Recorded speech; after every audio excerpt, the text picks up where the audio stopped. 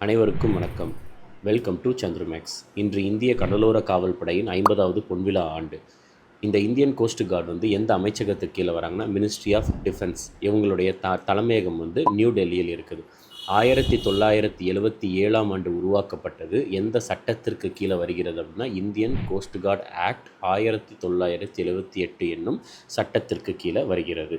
So இவங்களுடைய தாரக மந்திரம், அதாவது மோட்டோ என்னென்னா, வாயம் ரக்ஷமா அப்படின்ட்டு, அதாவது வி ப்ரொடெக்ட், நாங்கள் பாதுகாக்கிறோம் என்ற ஒரு மோட்டோ வந்து இவங்க வச்சுருக்காங்க. இவங்களுடைய இயக்குனர் டைரக்டர் ஜெனரலாக யார் இருக்கிறாங்கன்னா, பரமேஷ் சிவமணி இருக்கிறாங்க. ஓகே.